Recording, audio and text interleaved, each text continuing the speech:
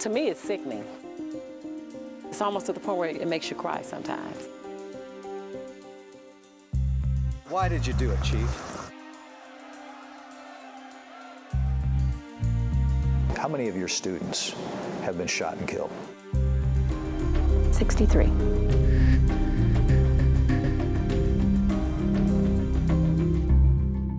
A half-century ago, East St. Louis was an all-American city. Today, it's one of the most depressed and violent cities in the country. Prosecutors call it America's war zone. I've spent nearly a decade there investigating the school district, police, and politicians. Tonight, News 4 investigates how corruption has crippled this beaten-down community, making it harder to do almost anything, including enforcing the law. Did you commit fraud, Larry? Negative, sir. They are supposed to enforce the law.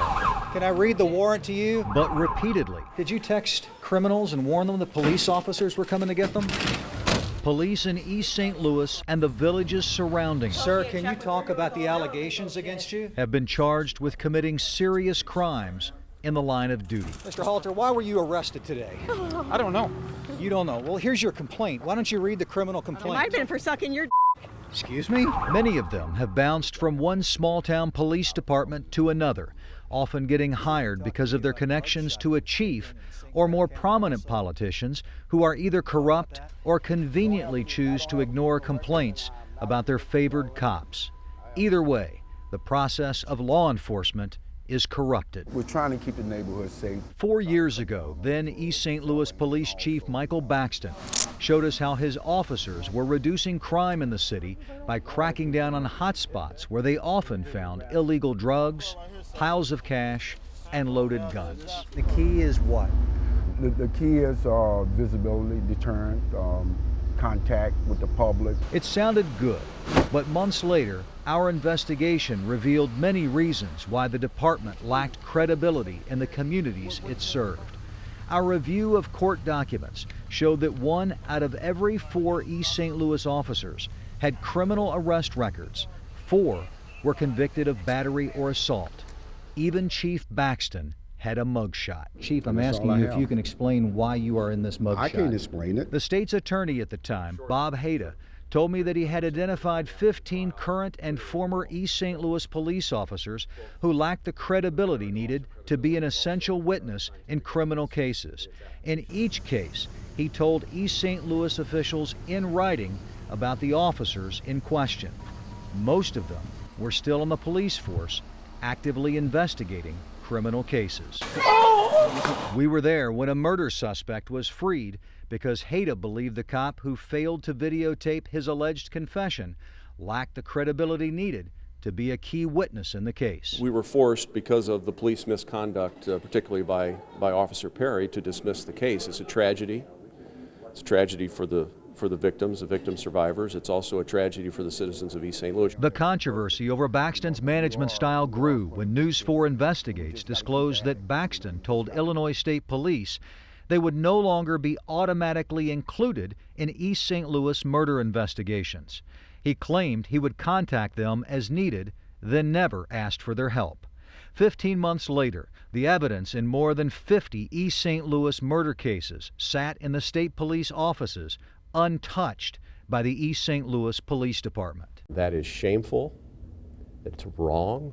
It needs to be addressed immediately. It's a disgrace. Annette Bowers, the mother of 25-year-old murder victim Larry Bowers, learned that the evidence in her son's case was still stored at state police offices in Collinsville and had apparently not been reviewed by East St. Louis cops for at least 15 months. You letting murderers walk around in your city and it's sitting in a vault? What if it had been your child that was shot twice in his chest, that was cursed and left to die on the street? Shortly after we exposed Baxton's decision on state police involvement, he bowed to pressure and invited state police to assist with all homicide investigations. But the credibility problems went much deeper than just Chief Baxton and some of his cops. We're going to make sure that everybody we hire has a clean record. Back then, Anthony Tarvin was the chair of the East St. Louis Police and Fire Board. Our investigation also revealed that Tarvin had been accused of aggravated assault, and battery in 6 different incidents during the previous 2 decades. He was not convicted in any of those cases. You are on the Police and Fire Board. Do you think that your record should disqualify you from that position?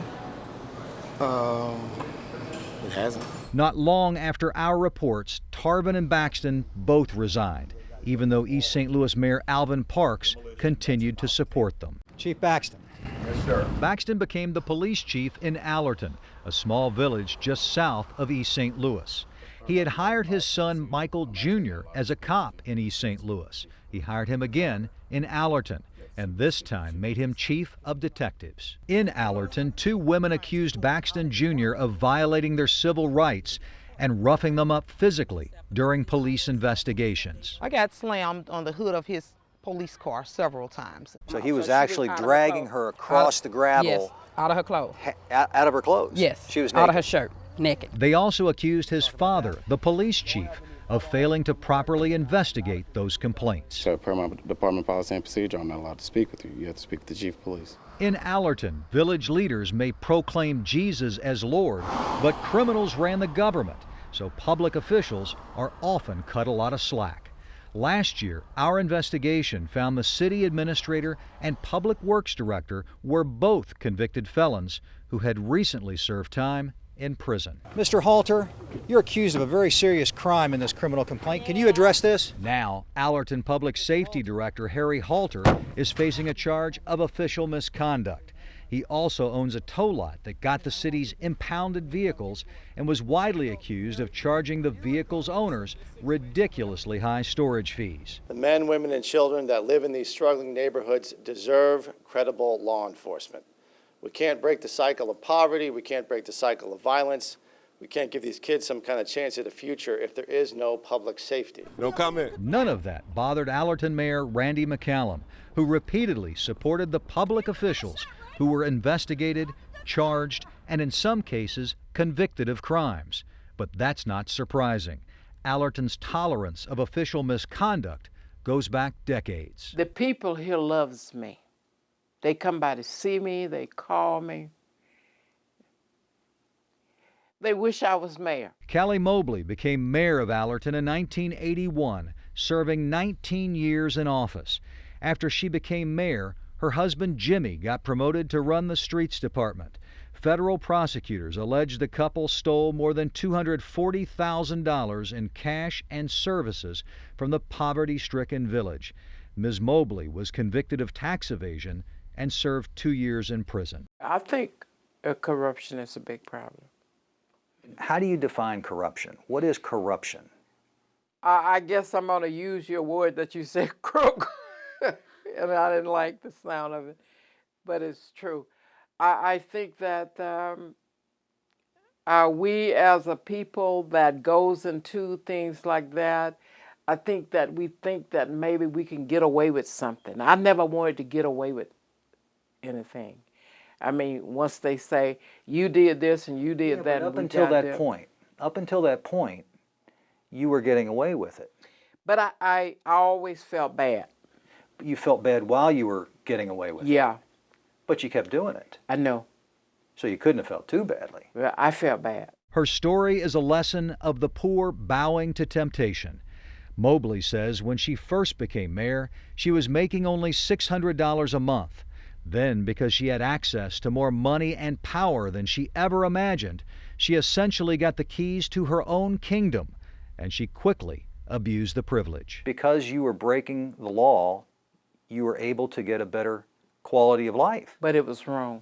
It was wrong. No one would excuse it. No. But you were and able I would to buy. Want them to. But you were able to buy nicer clothes. Yeah. You were able to buy a nicer car, right? Right. Probably nicer furniture. All those things because you were a crook. That's what you said. You got to change that name. But is that right? You get the dictionary, you go in and find another word for that. But yeah, you're right. But in fairness, you were a crook. Yeah. And it's hard to accept that. I don't like the terminology, but you were right. You're right. Others followed her example and also paid the price. Early this year, federal agents raided the home of then-Mayor Randy McCallum, who eventually pleaded guilty to stealing $1,000 from the village and attempting to deal crack cocaine. Just a few months after we confirmed Chief Baxton's 30-year-old felony convictions, he was caught in a federal sting operation after stealing what he thought was police evidence. A few months after what was then a still secret sting, East St. Louis rehired Baxton as police chief. 7 weeks later, Baxton pleaded guilty to theft and lying to federal agents. Do you feel like you made a bad decision when you hired Michael Baxton? No. We interviewed East St. Louis Mayor Alvin Parks the day after Baxton pleaded guilty. Mayor, you have to know how this looks on the city of East St. Louis. You hire a chief, he stays here for 7 weeks. What do you want me to do, Craig? And then he pleads guilty to 2 felony counts for misconduct and theft, lying to federal agents, while he's the police chief of one community, and he lied to them while he was the police chief of your community. Okay. I mean, is your job to punish us now? Are you here to crucify us? We turned the page when Mike Baxton resigned yesterday. We hired a new chief. We are here to pray with, work with, and fortify that new chief of police and the East St. Louis Police Department. Why did you do it, Chief? But that culture is tough to change. On the day Baxton pleaded guilty, a uniformed police officer driving a marked East St. Louis police car picked him up and drove the former chief to his car. That driver, Officer Rudy McIntosh, had been an informant for federal prosecutors during a previous criminal investigation into corruption in East St. Louis city government. You really think it was appropriate? Really? Yeah. That misplaced loyalty for the former chief happened on the first full day in office for Mike Flory, the new police chief. No, that was not an appropriate thing to do. During the last 2 months, state police and federal agents have joined East St. Louis Police on a series of initiatives that have helped solve old murder cases and crack down on violent crime. The efforts have been so successful that they're being expanded. When we come back, the high price of a beaten down housing market and its impact on the poor.